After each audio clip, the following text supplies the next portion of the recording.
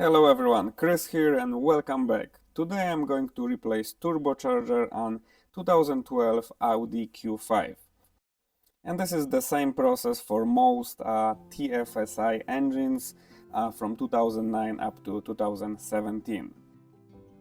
So first step, of course, I have to lift the car and we need to drain the coolant and the oil. And this turbocharger is completely destroyed and it's leaking oil everywhere and the car is smoking really bad. So I am going to start with removing the turbo hose. As you can see, the car is covered with oil underneath and it's smoking really bad and it's leaking around the turbo, so it's totally completely destroyed. And now we have a view of the turbocharger and I am going to remove the lines that going to the engine block. They are coming from the turbocharger to the engine block, so we have to remove them because they will not allow us to remove the turbocharger.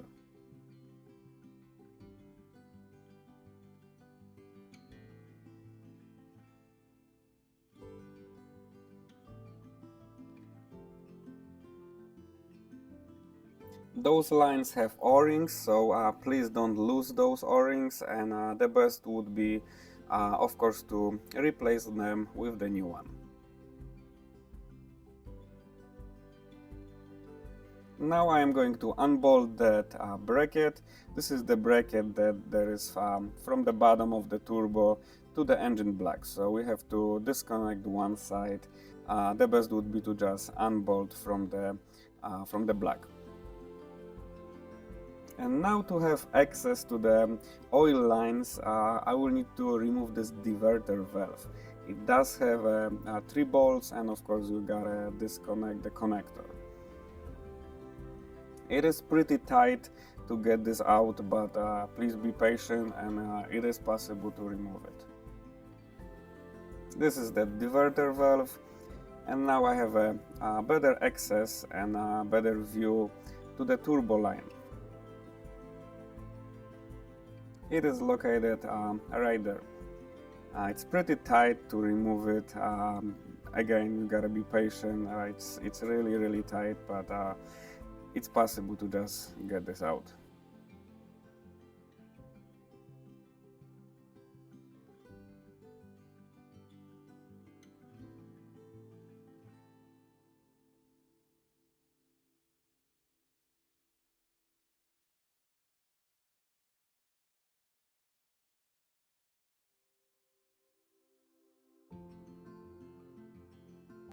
And once all the lines that coming from the turbo to the engine block are out or disconnected, I am going to lower the car and I'm gonna work from the top.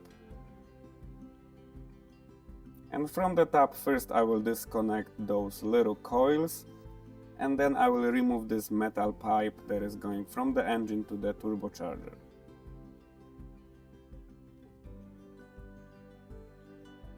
There is a gasket from the turbocharger side and it is best, of course, to replace it.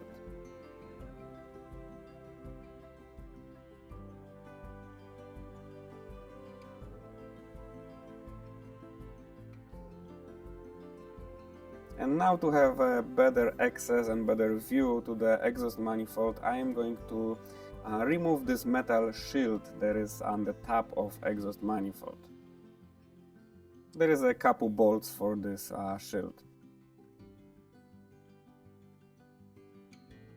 And now I have a better view for the bolts that I will have to remove remove that whole turbocharger with the exhaust manifold.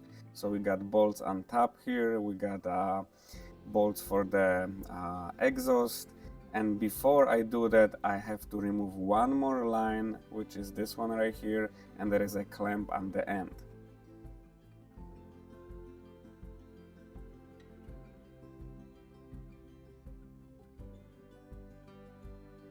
And now it's a time to remove all the bolts, and I started from the exhaust bolts. They are 4 bolts right here, So they're usually pretty rusty, so just use WD-40 or some torch to make them warm. And once you get them out, I will just push that exhaust just enough so I can remove the exhaust manifold with the turbocharger.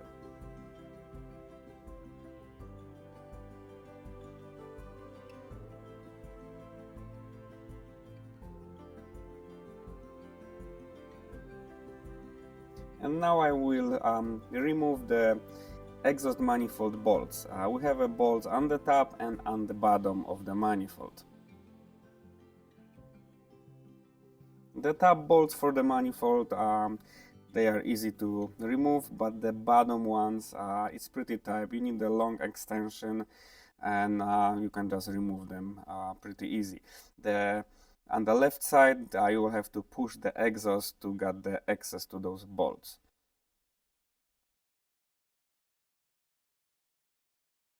And now finally I got all bolts out, and I just want to show you guys there is a metal piece, two of them, below the exhaust manifold, and it's basically pushing manifold to the black, and you just have to remove it. Once you remove the lower bolts, you just have to remove this piece and put this on the side for now.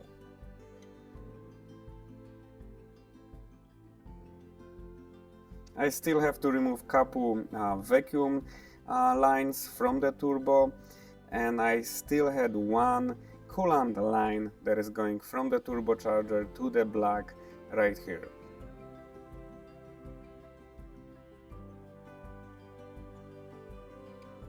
And please make sure that you have all connectors, vacuum lines, everything disconnected, and then you can just basically remove the whole exhaust manifold with the turbocharger.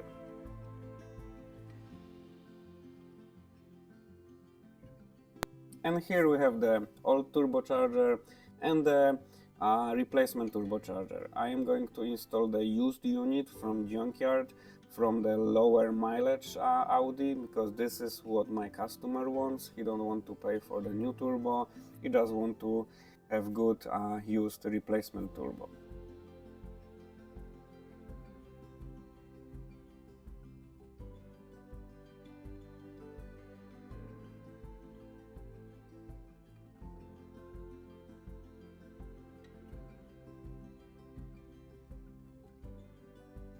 And as always, now we have to reverse the process and start the installation.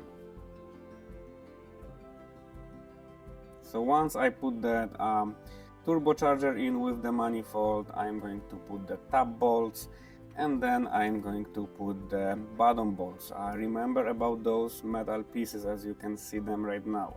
There is one on the right side and there is another one on the left side.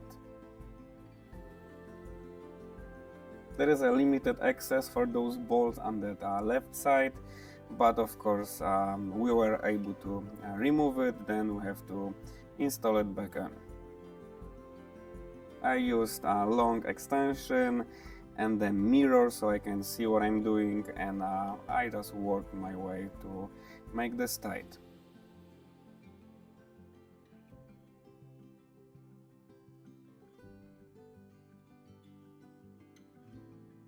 And I'm going to install the rear exhaust now, and of course the vacuum lines and all the pipes and connectors back in their place. And don't forget about this line on the front of the engine. And for those 4 bolts for the exhaust, there is a limited access for 1 bolt, so I used very long extension, and I actually, as you can see, there is extension there, and it's so long that I can just tighten the bolt from the back of the engine. I just put my hand there, and I was able to just work my way to make it tight. And then the metal shield that is on the top of the manifold, and that metal pipe that is going to the turbocharger. Of course, don't forget about the gasket. And again, make sure about the vacuum lines, because there is nothing worse than the vacuum leaks, and that will cause the check engine light and all the other stuff that you don't want to deal with. I will now remove all the ignition coils to replace the spark plugs, because the spark plugs were soaked in oil. The car was burning ton of oil, so they are basically garbage. I need to replace them. And of course I will also fill the car with fresh oil and fresh coolant that we drained before. And I will use iridium spark plugs, just make sure the gap is correct.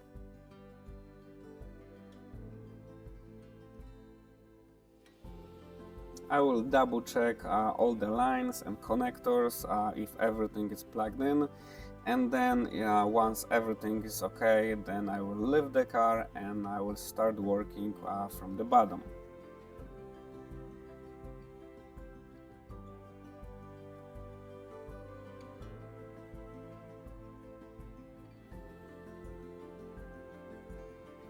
From the bottom we have a couple lines that's going from the turbocharger to the engine block, of course connector for the diverter valve, but before we install the diverter valve we have to install the lines. Make sure of course the O-rings are there. The best way is to replace the O-rings, and then once all the lines are installed, you can just install the diverter valve. Don't install the diverter valve before the lines, because as you guys remember from the beginning, you are not able to put one line from the turbocharger to the block with the diverter valve. I will now plug the connector, and I will double check if everything is connected, and of course I will have to clean the car underneath because it's soaked in oil. I will now lower the car again, and from the top I need to put the fresh oil, of course, and the coolant.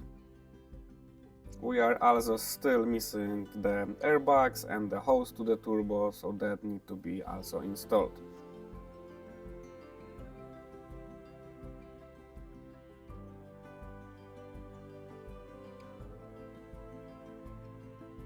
And like so, we are coming to the end. I will double, triple check everything before I start the car, and right after I started, I will check everything again if there is no leaks or anything like that. So please just take the flashlight and check if there is the lines are not leaking, or there is no vacuum leak or anything like that.